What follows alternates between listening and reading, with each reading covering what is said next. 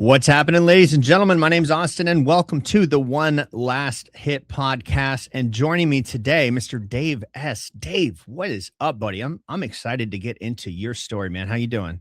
I'm doing great. Any better? I don't know. I'd probably be in Yeah. jail. Well, I really shouldn't joke about that so early because it comes to reality later. But yeah, go ahead. Yeah.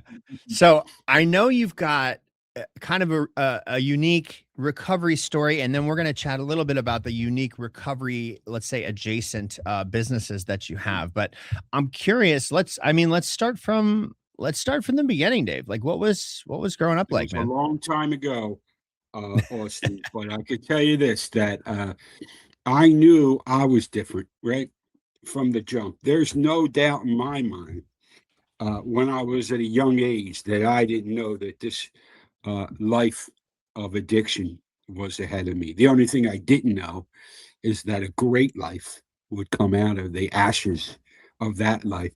Not one, not two, but three times. Mm. So, I knew it. I felt it. Um, and I'm like, living a life now that I just, I have to ask myself sometimes with recovery, like, do we just say that about our lives because we started so far down, right? And now we're at even? Or is our life really better? But I say about that, and I know it's a little ahead, but just the stuff I've been going through in the last, few weeks, that the step work that I've done and that I continually do every day, practice 10, 11, and 12, that I have been able to identify things from the era that we're talking about right now, like things that go back to like when I was 7 years old or 8 years old, that never came out until step work, all the psychiatrists, everything. So, yeah, so I could start there if you want. That's a pretty good buildup, I would think, to get there. Yeah. I mean, tell me Story's about good. childhood. What did it Yeah, feel like to be little Dave? yeah. So, little Dave was addicted to, first thing was fantasy, right? Al Pacino, Scarface, I'm going to be Tony Montana.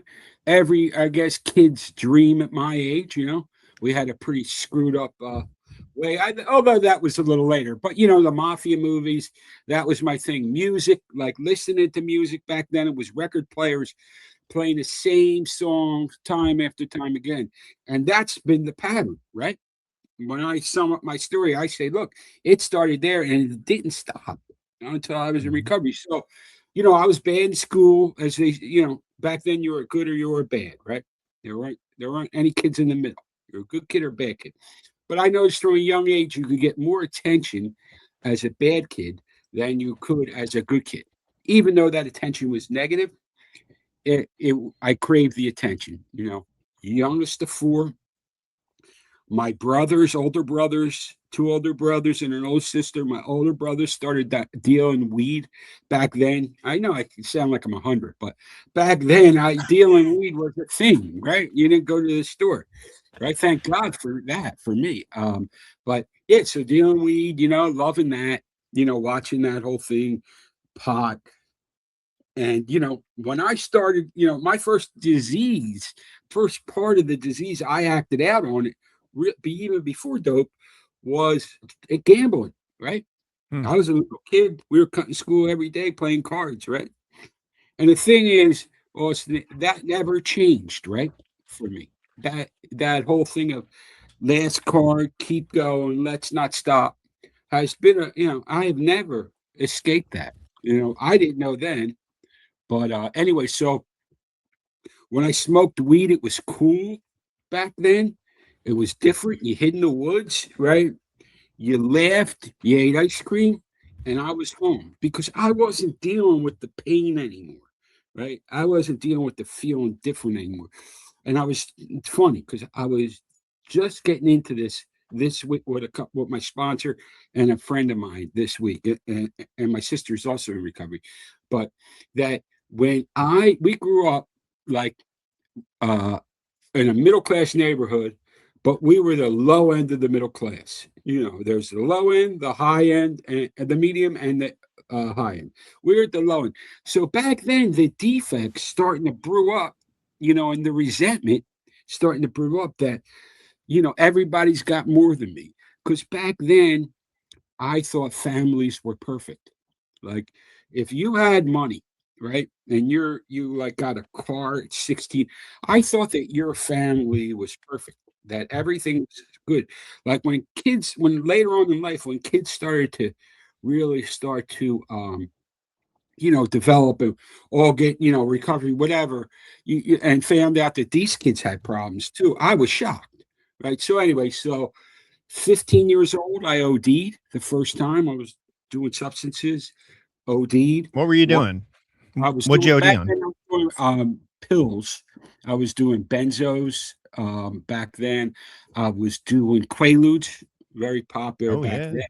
And, like, and really anything, smoking a lot of weed, doing a lot of pills, whatever was around at the time. I've always been able to adapt to the time with the drugs of Hmm. it.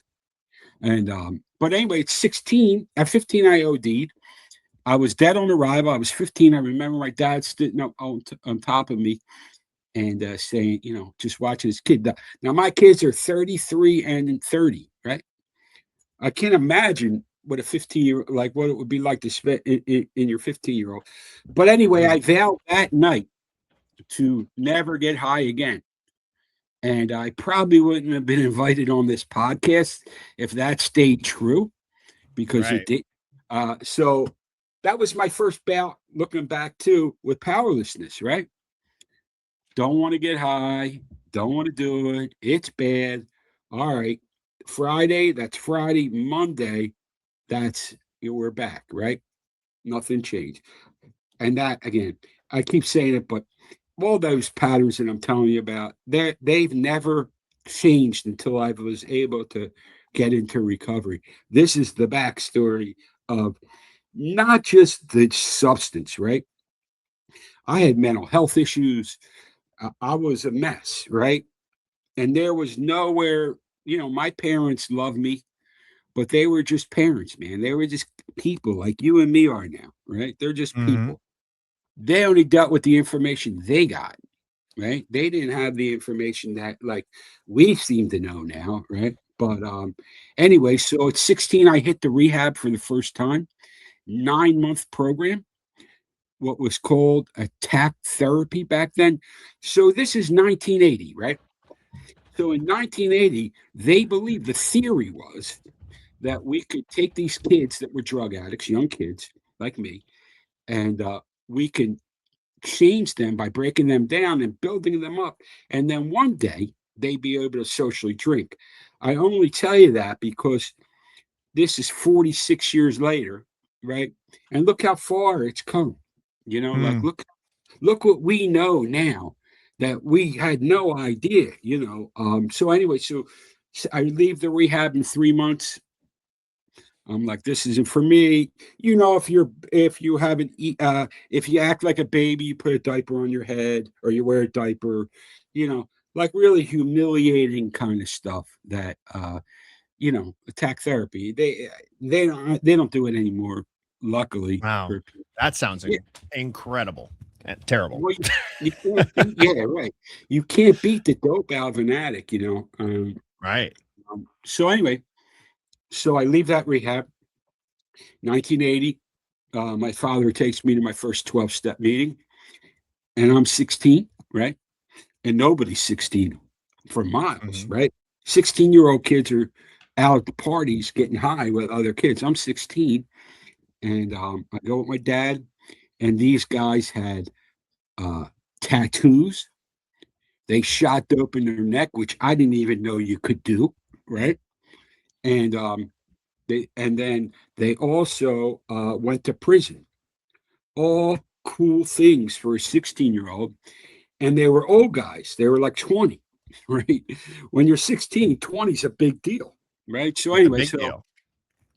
yeah, so I got over the awe of the whole thing, and I got into recovery, and I started back. The fellowship I was in 1980 was there but we were still using the original fellowships big book because we Mhm. didn't own literature yet, all stuff that's evolved over the years. But so we only, again, like I said about my parents, like we only got the best information that we could get at the time because nobody, in our fellowship, nobody had gone, if a guy had 7 years, it's like a guy having 97 years now, you Right. know, not, you don't see it. Right. So anyway, so I stayed clean for 17 years. Right. And just like I told you earlier, one day, wife, kids, business, you could, at that time, in my mind, I could be cured. Same pattern. Stop making meetings, stop listening to people, isolation, work the 12 steps backwards. Everything's negative, everything's a fight. I'm miserable. So, with that recipe, right? How far am I away from getting high? So, the idea was, and to be honest, it sounded good at the time that those guys spilled more dope than I did, and I was too young, and all the shit that you want to hear, that you hear when you're young, right, and impressionable, right? I thought to myself, hey, my wife's smoking pot. Why can't I? And there it was again, you know, Mhm. great The plan. big lie. Socially, yeah, socially, no problem, all good. What could be wrong? I'm having fun. It's the first night, right? 3 days later, I was, terrible. It was just, it, they told me in rehab, which I didn't believe at the time, which I believe to be which I practiced, right? Which happened to me was your disease does push ups, right? Waits for you, right? And then when it's ready, so 16:33, it was like I never stopped for a day, right? Mhm. All that time, all that stuff was was like it never happened. I didn't want to see you if you were in a 12-step fellowship, right? That's the last thing I want to do. So anyway, um, so I have issues with the law. I'm getting high, go to the lawyer. This is after like 4 or 5 years. The lawyer says, look, the prison actually had a drug program. It was a federal prison, but it had a drug program. But they said, look, if you go to if you go to what if you get help with you say you have a drug problem, we'll help you, right? It'll help you, whatever the program was. So anyway, so what happened was I got I was in the bathroom. Certain moments in your life you'll never forget. And I'm thinking I'm in the bathroom and I'm wearing long sleeves, right? It's July. I'm itching. My nose is bleeding. I'm sweating. And really, people laugh at this kind of stuff, but I would have looked you in the face and been shocked if you didn't believe this at the time. And that was, is how am I going to convince anybody that I need Mhm. help? Like we're the last to know, right? In this scenario. So anyway, so I got clean again. This is maybe 38, 39 years old. And I came back with this attitude. And everybody that goes to meetings regularly knows this guy. And I was that guy, and that guy was, oh yeah, man, I could, I had 60 days and I could quote the ninth step, and I had this much time and I had that much time, and I watched Johnny get clean and Mary and Tom. And, I'm so cool, because I was focusing on I wasn't focusing on the similarities. I was focusing on the differences. And Mhm. I want to and I wanted to fit in. And I wanted to feel liked. And I wanted to get some self-respect. Looking back, right, I realized that the self-respect was just coming back. That's all people cared about, right? So anyway, I get clean, have issues, do my get even, stay away for a bit, go away for a bit, and I come back off probation, and I say, I'm tired of being told what to do by this one, by that one, by this. I'm free now. right? So I have this idea, and I don't even have to tell you what the idea is. You got this gist of it now, right? You know what's going to happen, right? I'm Mhm. not telling you to, so you fill in the blanks. I knew it was going to happen too in that moment. I have been here before this song had played out badly, like not badly, like devastating. Mhm. So I just took the next 9 years of my life and I just blew it up. You know, What were you every using during that time? I know you had yeah, mentioned it sounded like you had mentioned opiates. Maybe you went to yeah. heroin? I was an opiate. I did benzos again. Um, did benzos again, and I was doing opiates. Uh, you know, pills. Mhm. Uh, but the last 10 years, I was on subs. Okay. Right, so I was on subs with benzos, Oh, yeah. which Man, if those you subs after a while, they don't even get you high. It's just like you're screaming at you the, know, pissing in the wind. it, look, look, I learned a while ago, like everybody's got their own path. Mhm. That I could tell you though, out of my experience, not as an expert or anything, just as somebody that lived, that path didn't work for me. It could work for you, Mhm. it could work for another guy, but it's not for me. And it Not doesn't, me. yeah, I know. I've done the research, right? I know Yeah. that, like, I could do a whole paper on that. I know, right? Mhm. That doesn't work. So I blew everything up badly, like like this, like everything else is. What is going to happen when you put a guy that's been in and out of recovery for the last, at that point, 35, 40 years, out high again? So one day, I have this. This is actually a good idea. I know you're expecting, and I've been making a lot of poor choices. This is actually a good idea. I'm just sitting in my office in my house, about to lose it. Right, the house is ready to go, and my wife's gone. My ex-wife is gone. My kids are gone. Right, I'm just laying in bed every day, depressed with my dog, and what happens is it's just another. So I was just talking about this. It's just another shitty day, right? It's not like it's, like I've been at bottom for, like it wasn't like bottom. It was just like, no, now what happened is God did for me what I couldn't do for myself, right? That's Mm. exactly what happened to me, right? So I call my friend. He's like, look, come to the meeting. And I'm like, an idiot. I don't know. All right, I'll go to the meeting. I haven't seen my friend. Maybe I could borrow money, whatever. Whatever the reason is, it wasn't to get recovery. So I went high.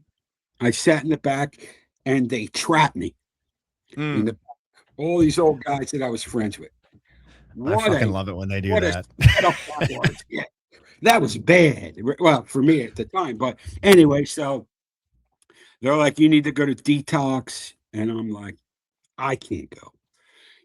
When you have to do something to help yourself, you get so busy with shit in your life. Like I'm sitting around all day, my business is going, staring at the walls and watching YouTube, right? And I don't have time now. My schedule has, Mhm. right? So I really didn't want to bring the problem out and expose it, which was the worst thing for the disease, is to bring it out. So I go to detox, and for 5 days, 21 days later, they let me out. Every day I'm going up to the door. It's a day? No, go back. Because I was suicidal also at the time. So they're like, yo, you got to stay. So, I got out, went to meet, but this time it was different than the last time I came back. This time I was grateful for the day. And when people used to come to me, and they, I had been around a long time. Like, you know what to do. No, I don't know what to do. If you're new, and anybody out there that's new, there's no like you have to do anything, but I'll just give a suggestion now, and that is just with the right new people, not the people that are borderline, people with maybe 6 months, nine, that you can hang out with. My friends that had 30 and 40 years at the time, they already had life, like they could go a couple times a week. I needed 900 meetings in 90 days, not 90. A friend of mine, a friend of mine starts paying me, right? Just paying me. Guy I did business with years ago. Look, you just take care of yourself. Again, How'd that happen? I went back. Yeah, I forgot when I got out. I went back to treatment for like 2 weeks, and it was like weird because 16 treatment and then 50, but Mm-hmm. it's never over.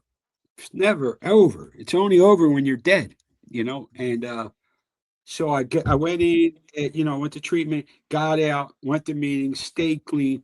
5 months clean, I get into a relationship. 2 weeks later, I move in. Now that's another one. What could possibly go wrong there? That was true soulmate, true love. Like how could that mess up? She had a full year, so how could that?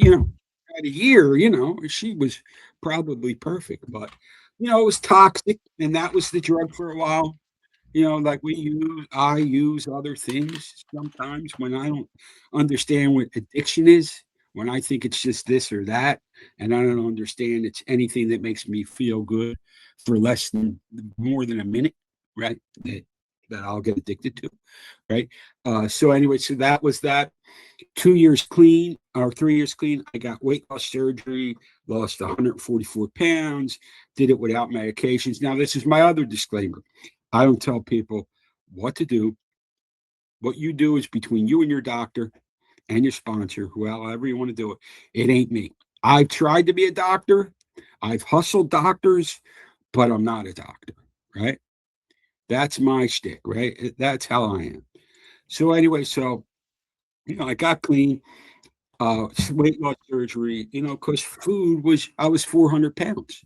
Food was just this, food was rough too, So anyway, so that was, like, great things have happened to me.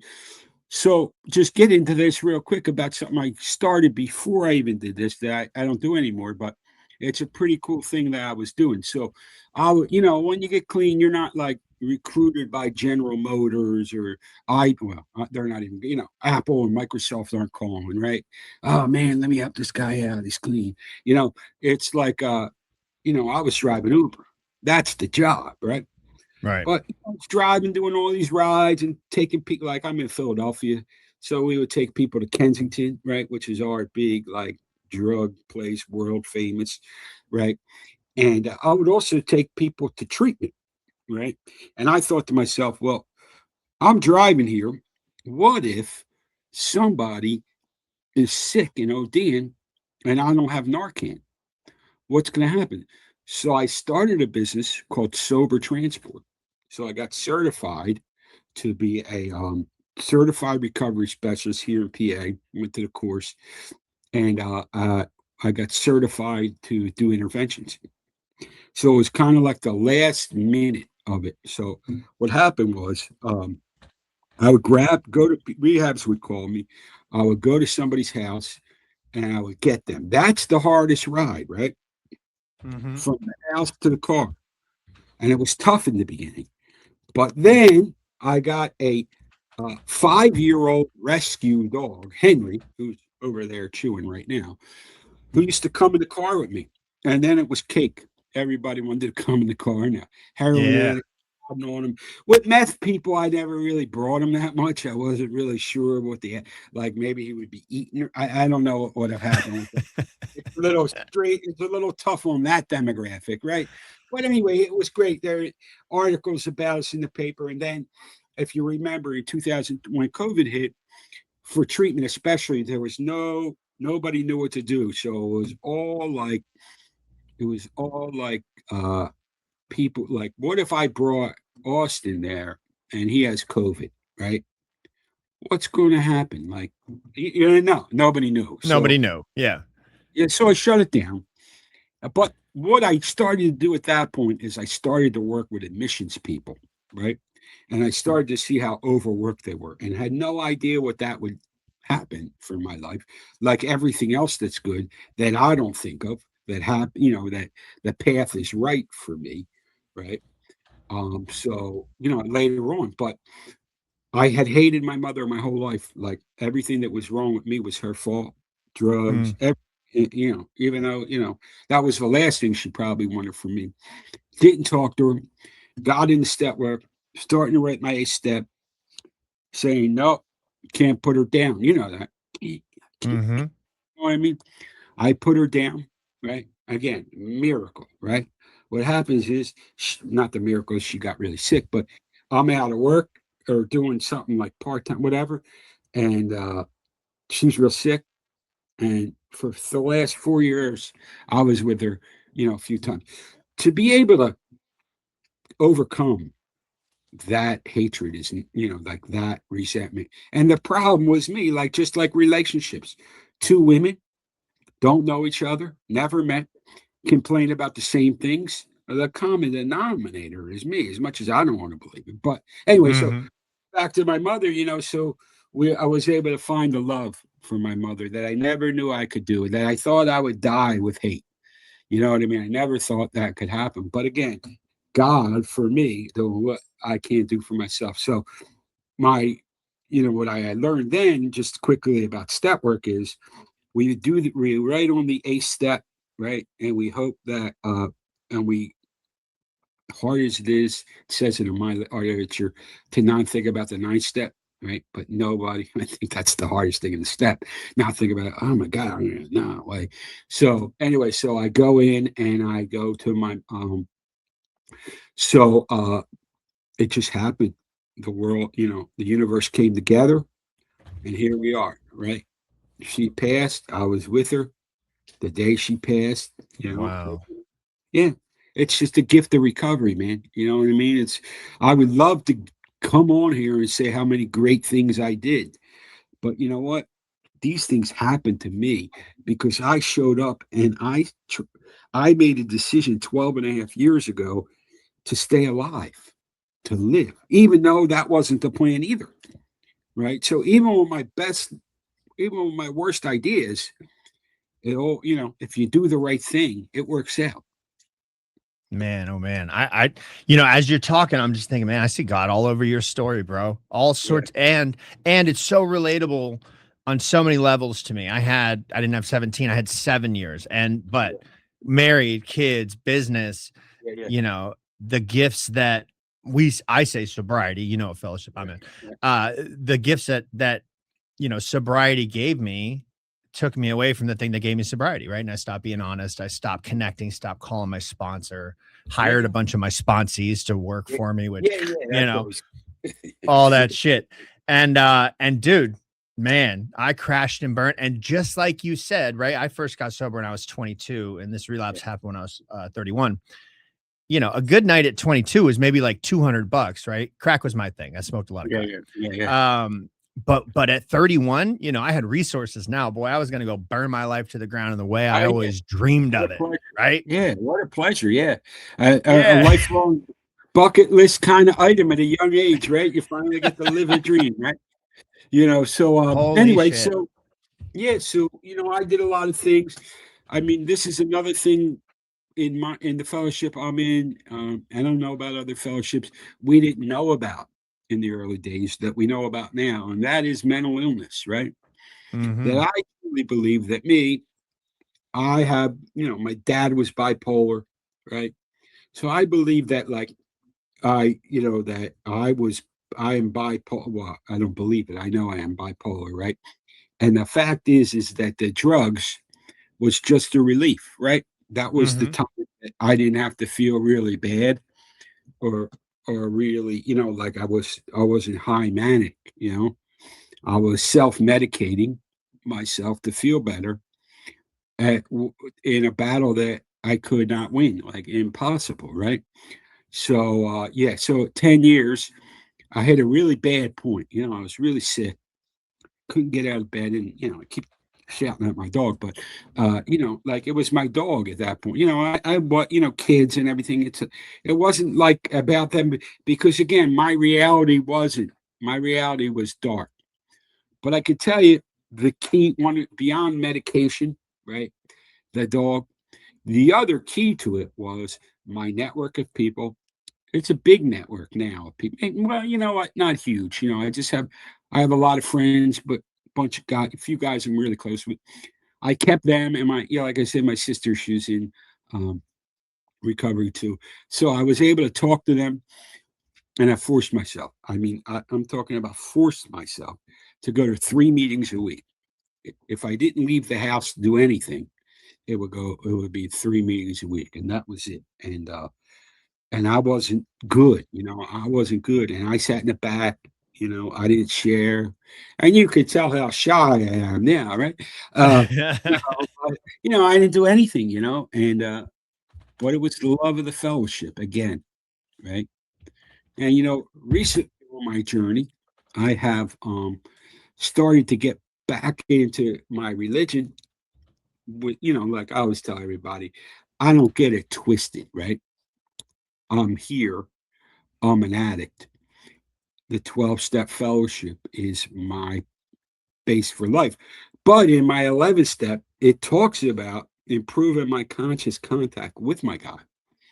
So what, so it's just a couple times a week, and it's cool and it's good, and to, just hear about, that, like, religion for me isn't always a big thing, like rules, stuff like that. But now I don't have to look at it like that. I'm at the point in my life where I can just be like, yo, that I understand that. I feel that. Yeah. Like thing, just about faith, like steps that, 12 steps, some of the steps that we talk about. Just I seem to be able to apply that to that and get more insight, because I never Yeah. want to stop growing spiritually, And the other thing I do, and then I'll get into this last thing. But the other thing that I do is I have a commitment every week. I go to the prison up here, right? And really, it's the highlight. Well, we weren't like, it's different. It was different up here. It's a county, and we weren't in there for like 4 years, like since COVID, and they don't really want us there. And it's not because we're in the fellowship, or whatever. It's not because of that. It's not like just our fellowship. It's like all the fellowships. They're the same way with church, but they really can't be, or whatever, because religion, the people can, we our fellowships don't have a record. Oh my God, you're not letting this in. But anyway, so we went back in. One guy came, right? And I go up every Wednesday. It's like a 35, 40-minute drive, and with another guy. And now we're starting to get more people because it's so hard to get people in. And that's what beyond working, and that's what I've been doing all day, is we're trying to get a new guy in there for tomorrow. And it's been, anyway, so, now last week there were 7 guys, right? Or 8 guys, right? Me and the other guy, we've been going up every week. Guys are actually, so I had that commitment for years before that, for 3 or 4 years. And I used to get the dudes, they just wanted to be off the block. So they would be like, yo, let's meet up here at the meeting, again, that, and, we used to talk to we were, us and the other fellowship, the other fellowships, we were all close because, we'd be up there and we'd have to wait together. And, and it was then that I started to realize again about similarities. And those guys were so cool because I always had a really different attitude about that. I'm sorry, there he goes. Um, a different attitude about that kind of stuff, like, oh, we're this, they're that, And then, like, these guys were like, even though I knew better, these guys were like, dude, come up to our um, institution. So it's different where we just have one thing with hospitals, institutions, right? Where, where you go, they have like prisons broken out, right? Because you cover everything. And we don't, they're like, come. I mean, it was just really good. I still talk to a couple of the guys, just, if you get people in either fellowships or any of the fellowships, any of them, that are just not good people, they're not good people with you. They're not good people with us, and they're never going to be good people together. But when you get the people that really do service, like get the, like you really feel on. But anyway, so I just want to get back to it. So we had 7 guys, and these guys are breaking down, like not all crazy sharing, breaking down, just like sharing shit, and it's getting deep, right? And I'm like, wow, this is great. That's the last place in the world you want to show emotion, right? And these guys are doing it. And you would understand but they don't always. These are guys. Most of these guys have been involved in in the fellowships for a while, and then relapsed and whatever, and you walk in and you say, "Them, why not me? Them," you know what I mean? Like, you go, that all goes through your head, but then you sit down and you realize, besides no women and no phones, you're basically at the same meeting, right? Mm-hmm. Mm-hmm.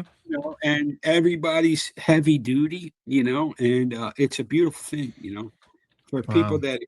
that aren't involved in service, whatever that service may be. They used to say ashtrays, but they don't do that anymore. So, Yeah. There's no ashtrays. Yeah, they yeah, got rid of them. if you got the coffee commitment, or you're just going to help out with your group, or you're going to be the guy that sponsors a lot of people, whatever it is, you'll get back 100 times what you put in. Yeah. Yeah. 100%, man. Wow, powerful story, Dave. So I know you're doing some pretty cool things in the industry that you work, and I wondered if you would share a little bit about that, and let people know where they can get with you and contact I'll be you if they want to.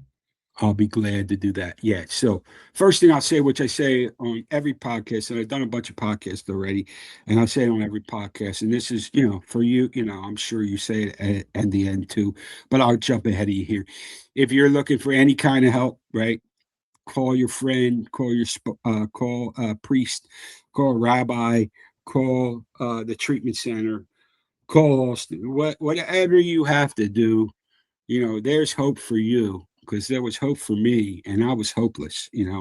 So Mm, that's what like when before I even talk about what I do, I always like to tell people that, like, in a bigger crowd, um, and, like, just do that, like, you'll net, it seems like we're talking shit, right? Because we're talking about how happy, whatever good shit is, but it's not that way, this is real, and that's no way to live. So anyway, yeah, so when I was talking about admissions before, I saw how heavy duty admissions was. So I do two things. The first thing I do is I provide answering for treatment centers, because you'd be surprised about how many treatment centers answer the phone at don't answer the phone at night, right? So we provide an AI service. It sounds a lot like a person. It qualifies, it says it's an AI, but a lot like a person, empathetic. And we don't try to eliminate people in admissions. Like, that's not what we do. We just try to make it so they can get more calls, more qualified. And when they don't answer the phone, we help them, with answering. And the other thing that we do is, it used to be like, so admissions department gets people like you or me, right? We were in the system, and we just gave up. We ghosted. No shot at us anymore, right? So they can't track them. It's impossible for them to reach out, right? So we've developed a, text message marketing program, so we can reach out to people that can't be reached out to. mm, So, the fact is, again, about recovery for a second, that even though it's a business and all that kind of stuff, the fact that in the end of the game, like, not end of the game, but the end of, like, at this part of my life, that I could be doing something that is good, like, that has meaning. I'm that guy, you're that guy, right? We're that guy that is in the dead file, well, inactive file, let's call it, right? We're that guy, you, me, and 100 guys. A lot of them aren't going to make it, but just a text message saying, "Hey, Joe, it's Tom from ABC Treatment. How's it going?" on a text could go a long way. It does start conversations, So that's what we do. We sell to treatment centers, and, you know, very simple. wow. Dave, you're for many levels, you're the kind of guest I just love having on here. A, it's obvious you have a good 12-step foundation, but B, you were just open and happy to rap about your experience, man, which I just really, really appreciate. And, not for nothing, but we parallel our stories to a lot, Yeah. man. And so thank you so much Yeah. for coming on and joining us today. And thank you to everyone that's listening. If you're listening on Spotify or Apple Podcasts, do me a favor, leave us a review on one of those platforms. If you're watching us on YouTube, lucky you guys, do me a favor, subscribe to the channel, leave us a comment, do something fun. My name's Austin with the One Last Hit podcast, and this has been Dave. We're going to catch you guys on the next one. Thank you. Take care. Bye-bye.